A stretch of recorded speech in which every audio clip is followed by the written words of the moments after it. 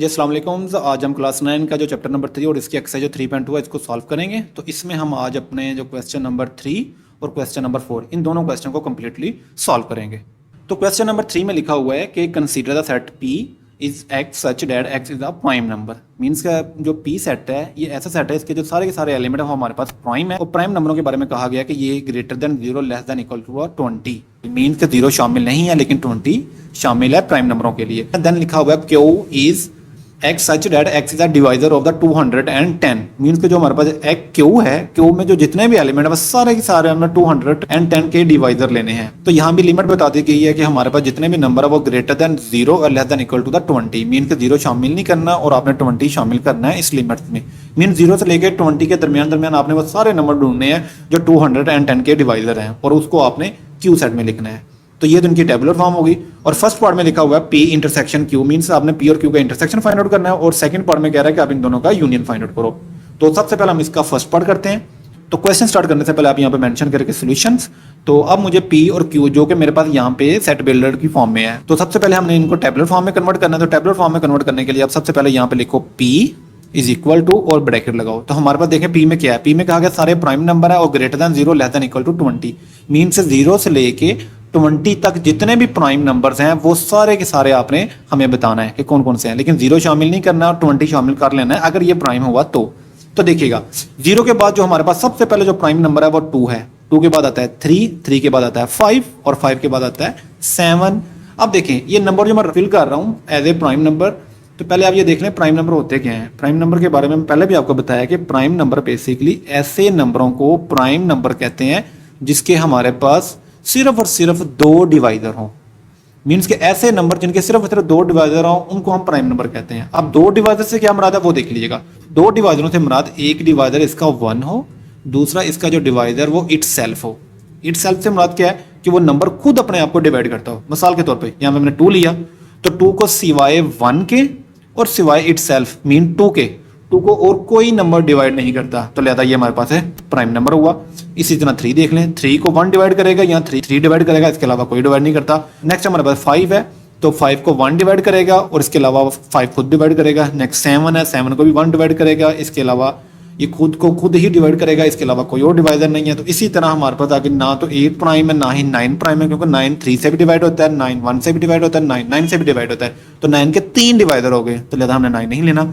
तो नेक्स्ट हमारे पास जो प्राइम नंबर बनता है वो बनता है 11, 11 के बाद हमारे पास बनता है 13, 13 के बाद हमारे पास बनता है 17 और 17 के बाद हमारे पास बनता है 19।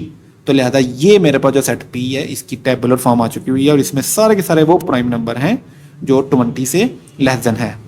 नेक्स्ट हम Q सेट लिखते हैं और इसको टेबुलर फॉर्म में लिखते हैं। तो Q के बारे में कहा गया सारे के सारे आपने डिवाइजर लेना जो हमारे पास 210 के डिवाइजर हो और शर्त ये है कि ग्रेटर देन 0 और लेस देन इक्वल टू 20 हो। मीन्स के लिमिट वही है कि 0 और 20 के बिटवीन हो। तो यहाँ देखें हमारे पास जिन नंबरों को मुझे चेक करना है वो 0 से लेकर 20 तक है। उनको सबसे पहले हम लिख लेते हैं कि 0 तो हमें लेना नहीं, तो हमने सबसे पहले 1 लेना है, 2 लेना है, 3 लेना है एंड सो ऑन 20 तक सारे नंबर लेने हैं। अब देखते हैं कौन कौन से नंबर 210 को डिवाइड करते हैं। तो सबसे पहले हम देखते हैं 210 को 1 डिवाइड करता है। तो जी बिल्कुल डिवाइड करता है, क्योंकि जब डिवाइड करेंगे 210 ही आएगा। तो लिहाजा 1 इसका डिवाइजर है तो यहाँ पे हम लिखेंगे। नेक्स्ट आप इसको चेक करो 2 से।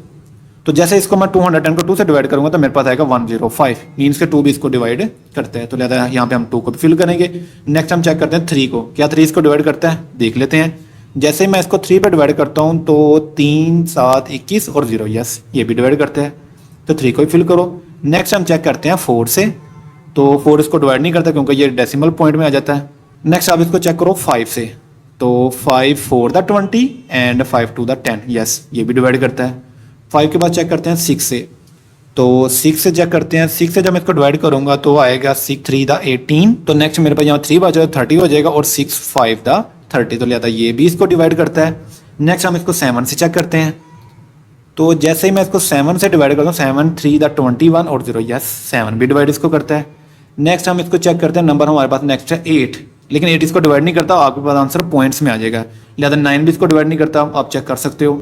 और 10 इसको डिवाइड करता है क्योंकि 10 2 द 20 और 10 1 द 10 21, यस 10 भी डिवाइड करता है। देन आप इसको 11 से चेक करो, 11 भी डिवाइड नहीं करेगा। 12 13 14 करेगा। जब आप 14 से इसको डिवाइड करोगे तो आपके पास आएगा तो 15 आएगा, लिहाजा 14 भी इसको डिवाइड करता है, यहाँ हम 14 को फिल कर रहे थे। नेक्स्ट हमारे पास आता है 15, तो यस 15 भी इसको डिवाइड करता है, क्योंकि जब मैं इसको 15 से डिवाइड करूँ तो मेरे पास आएगा 14, तो लिहाजा 15 भी इसको डिवाइड कर रहा है। तो इसके बाद अगर देखें तो 16 भी इसको डिवाइड नहीं करता है, 18 भी नहीं करता, 19 भी, 20 मीन्स इसके अलावा कोई और नंबर डिवाइड नहीं करता। तो लिहाजा फिर हम इस सेट को क्लोज कर देंगे कि ये मेरे पास इसकी टेबुलर फॉर्म है। तो अब हम P का और Q का इंटरसेक्शन फाइंड आउट करते हैं। तो सबसे पहले P की वैल्यू यहाँ पे फिल करो, तो हमारे पास P की वैल्यू है 3, 5, 7, 11, 13, 17 एंड 19। इंटरसेक्शन लगाओ और यहाँ पे आप Q की वैल्यू फिल करो, जो कि हमारे पास बन रही है 1, 2, 3, 5, 6, 7, 10, 14 एंड 15। अब मुझे इन दोनों का इंटरसेक्शन लेना है, मीन्स के वो तमाम एलिमेंट्स लेने हैं जो कि हमारे पास एक जैसे हैं। अब कौन से एलिमेंट एक जैसे हैं देखते हैं जी। सबसे पहले 2, यस ये एक जैसा है क्योंकि ये दोनों में पाया जा रहा है। नेक्स्ट 3 दोनों में पाया जा रहा है, 5 दोनों में पाया जा रहा है, 7 दोनों में पाया जा रहा है। नेक्स्ट 11 नहीं है, 13 नहीं है, 17 नहीं है और 19 नहीं है। तो लिहाजा ये मेरे पास 4 एलिमेंट इसके इंटरसेक्शन में आ जाएंगे, तो ये मेरे पास इसका आंसर है। नेक्स्ट हम इसी का सेकंड पार्ट देखते हैं जिसमें लिखा हुआ P यूनियन Q। तो यहाँ पे हम सबसे पहले सोल्यूशन लिखेंगे और मुझे फाइंड आउट करना है P यूनियन Q। तो जो मैंने अपने पिछले फर्स्ट पार्ट में जब P और Q के टेबुलर फॉर्म में जब इसको कन्वर्ट किया था, तो जो वैल्यू मैंने वहां पे यूज की थी वो सारी की सारी वैल्यू आप यहाँ पे लिख लें। सबसे पहले मैंने वहां पे P की जो वैल्यू निकाली थी वो थी मेरे पास 2, 3, 5, 7, 11, 13, 17 और 19। नेक्स्ट मेरे पास Q की वैल्यू थी वहां पे 1, 2, 3, 5, 6, 7, 10, 14 एंड 15। अब इसको मैं यूज करता हूं अपने इस यूनियन में। तो सबसे पहले P की वैल्यू फिल करता हूं जो कि मेरे पास है 2, 3, 5, 7, 11, 13, 17 एंड 19। ब्रैकेट क्लोज करते हैं, यूनियन का साइन लगाते हैं और Q का एलिमेंट रखते हैं यहाँ पे 1, 2, 3, 5, 6, 7, 10, 14 एंड 15 और ब्रैकेट क्लोज कर देते हैं। अब मुझे इन दोनों का यूनियन लेना है, मीन्स के वो सारे एलिमेंट्स लेने हैं जो इसके अंदर पाए जाते हैं और तरतीब से लिखना है, कोई भी एलिमेंट रिपीट नहीं होना चाहिए। तो सबसे पहले हमारे पास जो स्मॉलेस्ट नंबर 1 है, 1 के बाद दोनों में 2 है तो 1 टाइम, देन 3, 5 दोनों में है तो 1 टाइम 5 और नेक्स्ट मेरे पास बनता है 6, फिर 7 दोनों में तो 1 टाइम, 7 के बाद मेरे पास यहाँ पे आ रहा है जी 10 के बाद आ रहा है 11 के बाद हमारे पास आ रहा है जी 13 जी, यहाँ पे है 13, 14 उधर से लेते हैं, 15 इधर से लेते हैं और 17 हम इधर से लेते हैं और देन हम लेते हैं 19 और ब्रैकेट क्लोज कर देंगे। तो इस तरह मेरे पास ये P और Q का यूनियन आ चुका हुआ है। नेक्स्ट हम अपना क्वेश्चन नंबर 4 देखते हैं जिसमें लिखा हुआ है verify the commutative properties of the unions and intersections of the following pairs of the sets. Means यहाँ जितने भी सेटों के पेयर्स दिए गए, जैसे फर्स्ट पार्ट में A और B दिया गया है, सेकंड पार्ट में N और Z दिया गया है जो कि नेचुरल और इंटीजर्स को रिप्रेजेंट करता है, थर्ड पार्ट में A और B दिया गया है। मीन्स हर पार्ट में पेयर्स दिए गए हैं। कहता है जो पेयर्स दिए गए हैं आप इन पे कम्यूटेटिव प्रॉपर्टीज अप्लाई करो और इन कम्यूटेटिव जो प्रॉपर्टीज आपने अप्लाई करनी है, एक आपने यूनियन के हिसाब से अप्लाई करनी है और एक आपने इंटरसेक्शन के हिसाब से अप्लाई करनी है। तो सबसे पहले हम इसका फर्स्ट पार्ट देखते हैं कि फर्स्ट पार्ट में हमारे पास A और B है, तो इस पे हम सबसे पहले कम्यूटेटिव प्रॉपर्टी लगाते हैं विद रिस्पेक्ट टू यूनियन, फिर देन हम लगाएंगे इंटरसेक्शन। तो सबसे पहले आप यहाँ पे लिखो सॉल्यूशन, तो देन लिखो हम commutative property of union apply कर रहे हैं। अब कम्यूटेटिव प्रॉपर्टी ऑफ यूनियन क्या होता है पहले ये देख लें, और यूनियन से पहले हम ये देख लेते हैं कि सिंपल कम्यूटेटिव प्रॉपर्टी क्या होती है। मिसाल के तौर पर लेट्स सपोज कर लो मेरे पास एक नंबर 2 है और एक नंबर मेरे पास है 3 है और इन दोनों को मैं ऐड कर रहा हूँ, तो आपके पास आंसर क्या आएगा 5। और उसी तरह अगर आप 3 को पहले लिख के 2 को बाद में लिख दो तब भी आपके पास आंसर क्या आएगा 5। तो इस चीज को कहते हैं कम्यूटेटिव प्रॉपर्टी। मीन्स कि चाहे आप पहले को दूसरे में ऐड कर लो, चाहे आप उल्टा के इन दोनों को ऐड कर लो, आपके पास आंसर क्या रहेगा, हमेशा हमेशा सेम रहेगा। लेकिन यहाँ पे हम सबसे पहले यूज कर रहे हैं यूनियन, तो आपने क्या करना है, सबसे पहले इनके दरमियान यूनियन लगाना है। आप यहाँ 2 यूनियन 3 लिख लो या 3 यूनियन 2 लिख लो, आपके पास जो आंसर है वो सेम ही आएगा। इस चीज को कहते हैं कम्यूटेटिव प्रॉपर्टीज। मीन्स के लेट्स सपोज मेरे पास कह देता हूँ एक यहाँ पे सेट A है और यहाँ पे एक सेट B है, मुझे सबसे पहले A और B को यूनियन करना है, देन मुझे B और A को यूनियन करना है और आंसर दोनों का बिल्कुल सेम आना चाहिए, तब कहीं जाके ये जो प्रॉपर्टीज है ये वेरीफाई होंगी। तो यहाँ पे देखिए मेरे पास सेट ऑलरेडी A और B है, तो लगता है A और B पे हम कम्यूटेटिव प्रॉपर्टी ऑफ यूनियन लगाते हैं। तो कम्यूटेटिव प्रॉपर्टी यूनियन क्या है कि A यूनियन B करो या B यूनियन A करो, आंसर आपके पास सेम आना चाहिए। तो सबसे पहले हम इसकी लेफ्ट हैंड साइड को करते हैं। लेफ्ट हैंड साइड में हमारे पास है जी A यूनियन B। ए में क्या है, ए में हमारे पास एलिमेंट है 1 2 3 4 एंड 5 यूनियन। बी में एलिमेंट कौन से हैं, 4 6 8 एंड 10। अब हम इनको यूनियन करते हैं। तो यूनियन का मतलब क्या है, इकट्ठे करने तरतीब के साथ। कोई भी एलिमेंट अगर रिपीट हो रहा है उसको वन टाइम लिखो। तो लिखेंगे 1 2 3 4 5, आगे आएगा जी 6, देन हमारे पास है जी 8 और देन मेरे पास आएगा 10। ये मैंने क्या किया, इन सारे एलिमेंटों को तरतीब के साथ इकट्ठा कर दिया और कोई भी एलिमेंट मेरे पास यहाँ पे रिपीट नहीं हो रहा। अब आप निकालो इसकी right hand side. Right hand side में मेरे पास क्या है, बी यूनियन ए। अब इसको हम लिखते हैं। तो बी यूनियन ए में सबसे पहले हम बी को लिखेंगे। बी के हमारे पास एलिमेंट है 4 6 8 एंड 10। यूनियन ए के एलिमेंट लिखते हैं जो कि हमारे पास ये 1 2 3 4 एंड 5। चलिए जी, अब इनका हम यूनियन लेते हैं। तो तरतीब लगानी है, वही बात, पहले आएगा 1 2 फिर 3 4 दोनों में है तो 1 टाइम 5 देन 6 8 एंड 10। तो ये मेरे पास आ गया बी यूनियन ए। अगर आप देखिए तो यहाँ पे जो लेफ्ट साइड की वैल्यू 1 2 3 4 5 6 8 10 और यहाँ पे 1 2 3 4 5 6 8 10 सेम वैल्यू है। तो यहाँ आप सिंपल सा यहाँ लिख दें जी, hence proved left hand side is equal to right hand side. और ये प्रूव हो गया कि commutative property with respect to union hold करती है। अब हम इसी पार्ट को हमने यूनियन के हिसाब से तो चेक कर लिया, वो इंटरसेक्शन के हिसाब से चेक करते हैं। तो यहाँ पे अगेन आपने क्या करना है, सोल्यूशन लिखना है। अब आप यहाँ पे लिखेंगे कम्यूटेटिव प्रॉपर्टीज ऑफ इंटरसेक्शन। तो बिल्कुल उसी तरह जिस तरह आपने पहले यूनियन लगाया था, अब आप यूनियन नहीं, अब आप इंटरसेक्शन यूज करो। तो आपको ए इंटरसेक्शन बी और बी इंटरसेक्शन ए, इन दोनों को इक्वल साबित करना है। तो यहाँ पे लिखें जी A intersection B is equal to B intersection A. तो ये मेरे पास इसकी लेफ्ट साइड है, ये मेरे पास इसकी राइट साइड है। तो सबसे पहले हम इसकी लेफ्ट साइड चेक करते हैं, उसका आंसर क्या आता है। तो यहाँ लिखें ए इंटरसेक्शन बी। ए की हमारे पास वैल्यू है 1 2 3 4 एंड 5 और इंटरसेक्शन के बाद बी लिखते हैं। बी के एलिमेंट है 6 8 एंड 10। यहाँ अगेन लिखें ए इंटरसेक्शन बी। तो इंटरसेक्शन का मतलब है कि एक जैसे, कौन से जी, एक जैसे। अब कौन से एक जैसे एलिमेंट वो देखें, 1 दोनों में है, नहीं है, छोड़ दो। 2 दोनों में है, नहीं है, छोड़ दो। 3 दोनों में है, नहीं है, छोड़ दो। 4 दोनों में है, जी है, बिल्कुल, यहाँ पे 4 लिखो। देन 5 दोनों में है, नहीं है, छोड़ दो। अब यहाँ पे मेरे पास 8 और 10 है, वो ऑलरेडी यहाँ पे नहीं है, तो लिहाजा जस्ट इंटरसेक्शन में मेरे पास एलिमेंट निकला है 4। तो लिहाजा इसकी लेफ्ट साइड का हमारे पास जो आंसर होगा वो जस्ट 4 होगा। अब हम इसकी राइट साइड देखते हैं। तो राइट साइड में लिखो आप यहाँ भी कि बी इंटरसेक्शन ए। तो सबसे पहले आप बी के एलिमेंट फिल करो जो कि हमारे पास ये 4 6 8 एंड 10। इंटरसेक्शन लगाओ, देन आप ए के एलिमेंट फिल करो जो कि हमारे पास 1 2 3 4 एंड 5। इनका हम इंटरसेक्शन लेते हैं, मीन्स कॉमन एलिमेंट उठाते हैं। यहाँ पे देखें 4 दोनों में है, जी है, उठा लो। 6 भी नहीं है उधर, 8 भी नहीं है, 10 भी नहीं है, तो जस्ट मेरे पास राइट साइड भी निकली है 4। अगर देखें लेफ्ट साइड का भी आंसर 4 है, राइट साइड का आंसर 4 है, तो आप फिर यहाँ पे एक बड़ा सा लिखो, hence left hand side is equal to right hand side. तो इसका मतलब जो कम्यूटेटिव प्रॉपर्टी है विद रिस्पेक्ट टू इंटरसेक्शन वो वेरीफाई करती है इस पेयर्स में। नेक्स्ट हम इसी का सेकंड पार्ट देखते हैं जिसमें हमारे पास एक नेचुरल नंबर है और एक हमारे पास इंटीजर्स है। इन दो पेयर्स पे अब हम कम्यूटेटिव प्रॉपर्टी यूनियन और इंटरसेक्शन दोनों चेक करते हैं। तो सबसे पहले आप सोल्यूशन लिखो और हम सबसे पहले commutative property with respect to union को वेरीफाई करते हैं। तो उसी तरह आपने यहाँ पे प्रूव करना है कि N union integer is equal to, या आप कह सकते हैं जी यूनियन एन, मीन्स कि एन यूनियन जी और जी यूनियन एन दोनों आपके पास कोल आने चाहिए। तो सबसे पहले हम इसकी लेफ्ट हैंड साइड लेते हैं। लेफ्ट हैंड साइड में हम लिखेंगे एन यूनियन जी। अब एन हमारे पास नेचुरल नंबर है जिसमें एलिमेंट होते हैं 1 2 3 4 एंड सो ऑन।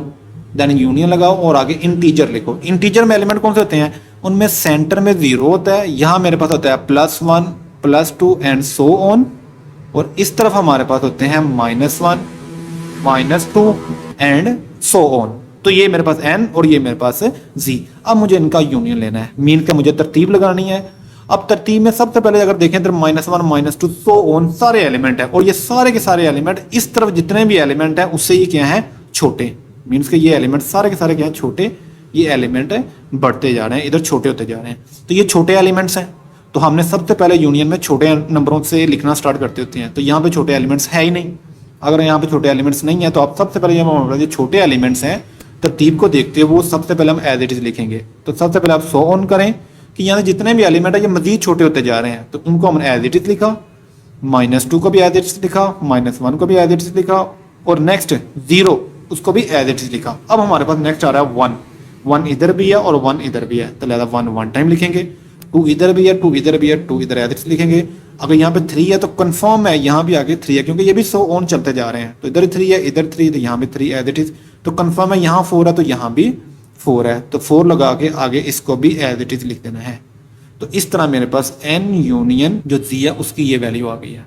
तो अगर आप देखें तो ये हमारे पास जो आंसर जो आया है ये सारे का सारा हमारे पास z की वैल्यू है, मीन्स के सारे के सारे इंटीजर्स हैं। देखें अभी इंटीजर्स के बारे में आपको क्या बताया था कि इंटीजर्स में क्या होता है कि दरमियान में 0, इस तरफ सारी वैल्यू पॉजिटिव, इस तरफ सारी वैल्यू नेगेटिव। तो यहाँ भी यही है कि देखें तो यहाँ पे सारी वैल्यू पॉजिटिव है, क्योंकि पॉजिटिव का साइन लगाओ या ना लगाओ इसके सेम मीनिंग है, और इधर सारे के सारे क्या है नेगेटिव। तो आप इस तरह ये भी लिख सकते हैं कि n यूनियन z लेने से जो आपके पास आंसर आएगा वो z ही आएगा। तो ये मेरे पास इसकी लेफ्ट हैंड साइड है।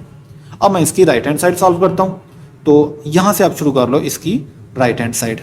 तो यहाँ लिखते हैं अब हम इसकी राइट हैंड साइड सॉल्व कर रहे हैं, जिसमें हमारे पास है जी z यूनियन n।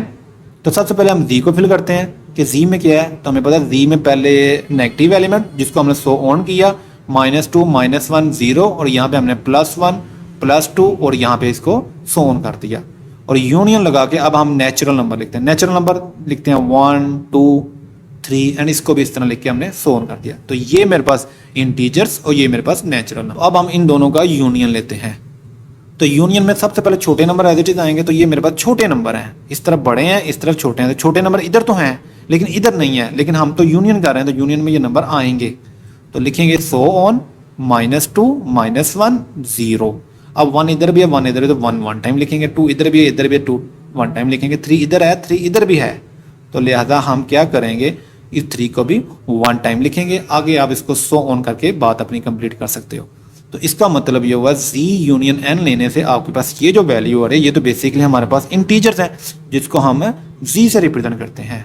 तो इसका मतलब ये हुआ कि लेफ्ट साइड का भी आंसर z है, राइट साइड का भी आंसर z है। तो आप यहाँ पे लिख दो hence left hand side is equal to right hand side, means कि इसका मतलब कम्यूटेटिव प्रॉपर्टीज यूनियंस में होल्ड करती है। ये चीज़ हमारे पास वेरीफाई हो चुकी हुई है। देन हम इसी कम्यूटेटिव प्रॉपर्टी को अब इंटरसेक्शन के हिसाब से चेक करते हैं। तो फिर अगेन आप यहाँ पे लिखो सोल्यूशन, और सोल्यूशन के बाद लिखें अब हम इसको चेक कर रहे हैं इंटरसेक्शन के हिसाब से। अगर इंटरसेक्शन के हिसाब से चेक करना है मीन्स का मुझे ये साबित करना है n इंटरसेक्शन z बराबर आना चाहिए z इंटरसेक्शन n के। तो सबसे पहले हम इसकी लेफ्ट हैंड साइड लेते हैं। लेफ्ट हैंड साइड में हमारे पास है जी n इंटरसेक्शन z। n हमारे पास क्या है 1 2 एंड 3 सो ऑन कर देते हैं, इंटरसेक्शन लगाते हैं, z लिखते हैं। z में हमारे पास सबसे पहले नेगेटिव नंबर आते हैं जो कि है सो ऑन करके -2 -1 सेंटर में 0, और इस तरफ हमारे पास आती हैं पॉजिटिव नंबर्स जिसको भी हमने यहाँ पे सो ऑन करके छोड़ दिया। अब मुझे इन दोनों का इंटरसेक्शन लेना है, मीन्स के इन दोनों के कॉमन एलिमेंट्स लेने हैं। कॉमन मीन्स के जो एक जैसे हैं। अब सबसे पहले हमारे पास यहाँ पे 1 आ रहा है, तो यहाँ पे 1 का है यहाँ पे, इसका मतलब 1 कॉमन है। देन 2 इधर पे 2 है, 2 यहाँ पे 3 है तो कंफर्म है यहाँ भी 3 है क्योंकि ये सो ऑन है तो 3 भी है। अगर यहाँ पे 4 है तो कंफर्म है इधर भी 4 है, तो 4 है तो इसको हम सो ऑन कर देंगे। इसका मतलब ये हुआ है इन दोनों का जब मैं इंटरसेक्शन ले रहा हूँ तो मेरे पास कुछ इस तरह के एलिमेंट आ रहे हैं। तो अगर आप देखो ये जो मेरे पास जो नंबर्स आ रहे हैं 1 2 3 4 सो ऑन, ये तो नेचुरल नंबर को नहीं रिप्रेजेंट कर रहे हैं। यहाँ पे देखें जरा, ये तो नेचुरल नंबर को रिप्रेजेंट कर रहे हैं। अगर नेचुरल नंबर को रिप्रेजेंट कर रहे हैं इसका मतलब जब मैं n का और z का जब मैं इंटरसेक्शन लूंगा तो मेरे पास आ रहा है नेचुरल नंबर। तो ये मेरे पास इसकी लेफ्ट हैंड साइड है। तो अब हम इसकी राइट हैंड साइड लिखते हैं यहाँ पे कि राइट हैंड साइड में हमारे पास आ रहा है z इंटरसेक्शन n। अब z की वैल्यू फिल करते हैं जिसमें सबसे पहले हम सो ऑन करके -2 -1 0 +1 +2 एंड सो ऑन करेंगे, इंटरसेक्शन लगा के फिर हम नेचुरल नंबर के सेट लिखेंगे जो कि 1 से स्टार्ट होके जो सो ऑन रहता है। अब मुझे z में और n में इंटरसेक्शन लेना है, मीन्स एक जैसे एलिमेंट उठाने हैं।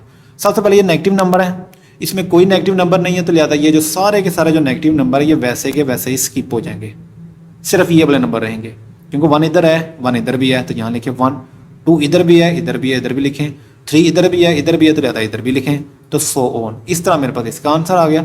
अगर आप देखें कि ये पूरे का पूरा जो सेट है हमारे पास ये नेचुरल नंबर को रिप्रेजेंट कर रहा है तो यहाँ हम लिखें n। तो इससे ये जाहिर हुआ कि लेफ्ट साइड भी हमारे पास n आंसर दे रही है, राइट साइड में मेरे पास n आंसर दे रही है। तो आप क्या करें एंड पे जाके लिखें hence left hand side is equal to right hand side, means कि हमारे पास जो commutative property with respect to intersection वो वेरीफाई हो चुकी हुई है। नेक्स्ट हमारे पास क्वेश्चन नंबर 4 का थर्ड पार्ट है, जिसमें हमारे पास जो पेयर्स हैं सेट्स के, वो एक ए सेट है और एक बी सेट है। तो ए सेट के बारे में कहा गया कि x such that x belong to the real number, means कि एक्स में जितने भी सेट आ रहे हैं वो सारे के सारे रियल नंबर हैं। और देन कहा गया इसकी जो रेंज है वो greater than equal to the zero, mean zero से लेके ऑनवर्ड प्लस इन्फिनिटी तक है। और बी के बारे में कहा गया ये सारे का सारा क्या है, रियल नंबर। अब यहाँ पे सबसे पहले हम देख लेते हैं कि हमारे पास ये रियल नंबर्स मीन के रियल सेट है क्या। रियल सेट बेसिकली ये कि ये हम एक मैं नंबर ऑफ लाइन रिप्रेजेंट करता हूँ जिसके सेंटर में हमारे पास ये जीरो है, जिसके इस तरफ हम माइनस इन्फिनिटी आ रहा है और इस तरफ हमारे पास है प्लस इन्फिनिटी आ रहा है। ये मेरे पास एक रियल सेट है या रियल नंबर लाइन कह लें। अब यहाँ पे देखें तो हमारे पास देखें तो इसको अगर मैं रियल कह रहा हूँ तो रियल पूरे का पूरा किससे रिप्रेजेंट हो रहा है, बी से। इसका मतलब मेरे पास ये बी सेट है। अगर ग्राफिकली तौर पे अगर समझाऊँ तो ये मेरे पास पूरे का पूरा बी सेट है जो माइनस इन्फिनिटी से लेके प्लस इन्फिनिटी तक है। अब आते हैं ए की तरफ। ए के बारे में क्या कहा है कि ए के बारे में कह रहा है कि ये भी सारे का सारा रियल है, लेकिन कंडीशन क्या है कि ये जीरो से लेके ऑनवर्ड है। तो देखा जाए तो ये मेरे पास जीरो है और जीरो से ऑनवर्ड मेरे पास इस तरफ प्लस इन्फिनिटी है। तो देखा जाए तो फिर ए सेट में हमारे पास यहाँ से लेके इतने सिर्फ एलिमेंट आ रहे हैं ए सेट में। तो ये मेरे पास है ए सेट है, यहाँ लिख लें कि ये मेरे पास ए सेट है और ये मेरे पास है बी सेट है। तो इस तरह इन दो सेटों की मैंने ये ग्राफिकल रिप्रेजेंटेशन आपको बता दी। अब इनका क्या कह रहा है कि एक मरतबा इस पर यूनियन लगाओ और एक मरतबा इंटरसेक्शन लगा के इनको वेरीफाई करो। तो आपने ये बात एक हमेशा याद रखनी है, अगर आपने इन दो सेटों का यूनियन ले रहे हो, मीन्स कि अगर आप इन दो सेटों का यूनियन ले रहे हो, मैं यहाँ लिखता हूँ तो यूनियन ले रहे हैं, तो आपके पास जो आंसर है वो हमेशा बड़ा सेट आएगा। तो यहाँ पे देखा जाए बड़ा सेट कौन सा है, बी। तो डेफिनेटली जो आपका आंसर आएगा वो हमेशा बी आएगा इस सेट में। जब आप इन दोनों का इंटरसेक्शन ले रहे हो, यहाँ पे लिखते हैं कि अगर आप यहाँ पे इन दोनों का इंटरसेक्शन ले रहे हो तो आपके पास आंसर हमेशा छोटा सेट आएगा। तो छोटा सेट कौन सा है, ए। तो यहाँ पे लिख देते हैं ए। तो इस तरह आप डायरेक्ट इसका आंसर बता सकते हो कि यूनियन में हमारे पास जो आंसर है वो बी आएगा, इंटरसेक्शन में हमारे पास जो आंसर है वो ए आएगा।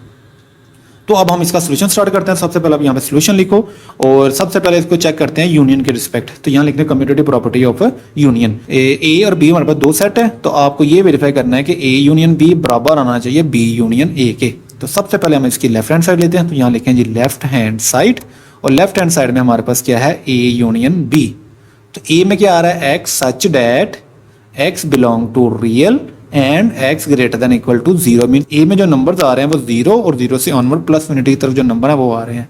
देन आप बी लिखो, और बी में क्या है, और आर मीन्स के माइनस इन्फिनिटी से प्लस इन्फिनिटी। अब मुझे इन दोनों का यूनियन लेना है। तो यूनियन में क्या तरतीब लगाते हैं। अगर मैं इन दोनों नंबरों की तरतीब लगाऊं और इनको इकट्ठा करूं, तरतीब लगाने से क्या होगा कि ये सेट सारे का सारा सेट इसके अंदर मर्ज हो जाएगा, क्योंकि ये सेट इसी सेट का तो हिस्सा है। ये जो सेट है इसी सेट का हिस्सा, तो ये सारे का सारा इसके अंदर मर्ज होके तो यूनियन करने से मेरे पास ये वाला आंसर आएगा। मीन्स के यूनियन करने से मेरे पास जो आंसर आएगा वो आएगा ग्रेटर सेट। तो ग्रेटर सेट मेरे पास यहाँ पे बी है। तो मेरे आपने डायरेक्ट यहाँ पे इसका आंसर जो लिखना है वो लिखना है बी, और बी यहाँ पे किसको रिप्रेजेंट कर रहा है, आर को। तो इसलिए आपने पहले यहाँ पे आर मेंशन करना है। मीन्स के ए यूनियन बी लेने से जो आपके पास जो आंसर आ रहा है वो आर आ रहा है। नेक्स्ट आप इसी की राइट हैंड साइड लिखें। तो यहाँ पे लिखें आप राइट हैंड साइड। तो राइट हैंड साइड में मुझे क्या फाइंड आउट करना है, बी यूनियन ए। बी मेरे पास आर है, ए मेरे पास है जी x such that x belong to the real number and x greater than equal to the zero. अब क्या, अब इसमें डिफरेंस क्या है, इसमें डिफरेंस सिर्फ ये है, पहले आपने लेफ्ट साइड में आपने क्या किया था, इसको आपने फर्स्ट साइड कंसीडर किया था, इसको सेकंड साइड कंसीडर करके इसका यूनियन लिया था। अब क्या हुआ, अब उन्होंने कह दिया कि नहीं, अब आप इसको फर्स्ट सेट कंसीडर करो और इसको सेकंड सेट कंसीडर करके अब इसका यूनियन लो। तो यूनियन से क्या आएगा, हमने तरतीब लगानी है। तरतीब लगाने से हमने जो आंसर आएगा वो लिखना है। जैसे मैं इन दोनों की तरतीब लगाता हूँ, इन दोनों को इकट्ठा करता हूँ, तो ये छोटा सेट है इसके अंदर मर्ज होगा और दोबारा फिर से मेरे पास बी सेट ही आएगा। और बी सेट क्या है, और। तो यहाँ पे आप डायरेक्ट अपना आंसर लिखें कि जब मैं बी यूनियन ए लेता हूँ तब भी मेरे पास आंसर आ रहा है। तो देखें इस तरह मेरे पास लेफ्ट हैंड साइड का आंसर भी आ रहा है, राइट हैंड साइड का भी आंसर आ रहा है। तो यहाँ पे आप लिखें hence left hand side is equal to right hand side. Means का कम्यूटेटिव प्रॉपर्टी ऑफ यूनियन यहाँ पे वेरीफाई हो चुकी हुई है। अब मुझे थर्ड पार्ट को प्रूव करना है विद रिस्पेक्ट टू इंटरसेक्शन। तो इंटरसेक्शन के लिए आप क्या करो, जस्ट इस बी ए पार्ट को आप बना दो कि ये मेरे पास अब बी पार्ट है। तो यूनियन की जगह हम यहाँ लिखेंगे इंटरसेक्शन। तो कम्यूटेटिव प्रॉपर्टी ऑफ इंटरसेक्शन क्या बनेगा, A intersection B is equal to B intersection A. तो सबसे पहले हम इसकी लेफ्ट हैंड साइड प्रूव करते हैं। तो लेफ्ट हैंड साइड में मेरे पास है जी ए इंटरसेक्शन बी। तो ए मेरे पास क्या है, ए मेरे पास जी x such that x belong to the real number and x greater than equal to the 0 and intersection B set मेरे पास क्या है और, तो यहाँ पे आप और लगा लो। तो मैंने अभी आपको बताया था इसके इंट्रोडक्शन में कि जब आपने ए और बी का इंटरसेक्शन लेना तो तब आपने ए लिखना है। ए क्या है? ए हमारे पास इसका स्मॉलेस्ट सेट है। आप इसको इस तरह भी याद कर सकते हैं, या आप इस तरह देख लें कि मुझे इन दोनों का इंटरसेक्शन लेना मीन कि मुझे इन दोनों का कॉमन पोर्शन लेना है। तो अगर देखिए ये मेरे पास बी सेट है, ये मेरे पास ए सेट है, इन दोनों को अगर कंपेयर करें तो देखिए तो हमारे पास कॉमन क्या है, तो कॉमन हमारे पास डेफिनेटली यहाँ 0 से लेकर प्लस इन्फिनिटी इधर भी है, 0 से लेकर प्लस इन्फिनिटी इधर भी है। तो आप सिंपल कह सकते हैं कि इसका जो कॉमन पोर्शन है वो 0 से लेके प्लस इन्फिनिटी है, और 0 से लेके प्लस इन्फिनिटी किसको रिप्रेजेंट कर रहा है? ए को। तो हमारे पास जिसका आंसर आएगा वो ए आएगा। तो आपने ए नहीं लिखना, ए की क्या वैल्यू है हमारे पास? ए की हमारे पास value x such that x belong to the real number and x greater than equal to 0। तो यहाँ पे आपने ये लिखना है, ए नहीं लिखना, ए की जो वैल्यू बनती है वो आपने लिखनी है। तो इस तरह मेरे पास ए इंटरसेक्शन बी का ये सिंपल सा आंसर आ गया। अब आपने इसकी राइट हैंड साइड प्रूव करनी है।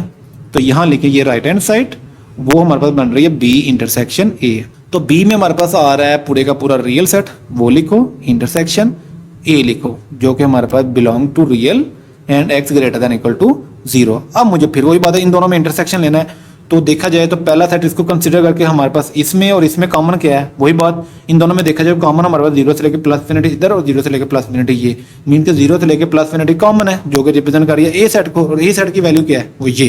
तो यहाँ पे आप डायरेक्ट यहाँ पे लिखते हैं कि बी इंटरसेक्शन ए हमारे पास आ रहा है x such that x belong to the real number and x greater than equal to the 0। Means के लेफ्ट हैंड साइड का आंसर और राइट साइड का आंसर दोनों के दोनों हमारे पास आंसर सेम है। तो यहाँ पे आप लिखो hence proved left hand side is equal to right hand side. Means की commutative property with respect to intersection भी यहाँ पे वेरीफाई करती है।